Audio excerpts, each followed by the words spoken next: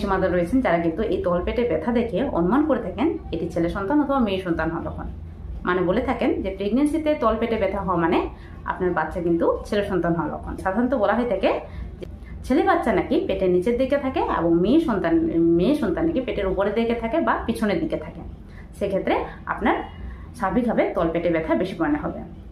সাধারণত প্রেগনেন্সিতে তলপেটে ব্যথা কোন কোন কারণে হয়ে থাকে আশা করি বুঝতে পেরেছেন। দেখুন, প্রেগনেন্সিতে তলপেটে ব্যথা হওয়া কিন্তু স্বাভাবিক এবং এটি স্বাভাবিকভাবে আপনার বাচ্চা যতটা বড় হবে তলপেটে ব্যথা কিন্তু হালকা পরিমাণে প্রায় প্রত্যেকটা প্রেগনেন্সি মাদারের ক্ষেত্রে দেখা যায়। বিশেষত প্রেগনেন্সি 9 মাসে প্রত্যেকটা প্রেগনেন্সি মাদারের ক্ষেত্রে এটি হওয়া কিন্তু স্বাভাবিক। তবে এটি দেখে ছেলে সন্তান অথবা মেয়ে সন্তান নির্ধারণ করা মানলে মানতে পারেন, হতেও পারে আপনার ক্ষেত্রে হয়েও যেতে পারে। তবে সাধারণত এটির কিন্তু কোনো রকম সায়েন্টিফিক প্রমাণ নেই বা বাস্তব কোনো লজিক নেই। এটি প্রধান যে লজিকটি হলো সেটি হলো বাচ্চার আকার বৃদ্ধি পাওয়া, এছাড়াও পেটের আকার যেহেতু বৃদ্ধি পাচ্ছে তার কারণে কিন্তু তলপেটে ব্যথা হওয়া স্বাভাবিক। তো অবশ্যই এটি নিয়ে টেনশন করার কিছু নেই এবং প্রেগনেন্সিতে কোন ধরনের তলপেটে ব্যথা হওয়া অস্বাভাবিক বা বাচ্চার জন্য ক্ষতিকারক হতে পারে আশা করি বুঝতে পেরেছেন। তো অবশ্যই এই বিশেষ জিনিসগুলো খেয়াল রাখবেন। তাছাড়াও প্রেগনেন্সিতে ঠিকঠাক খাবার খান, হেলদি খাবার খান, পুষ্টি জাতীয় খাবার খান এবং প্রেগনেন্সির সময় বেশি বেশি জল খান যাতে বাচ্চাটি ঠিকঠাক থাকে।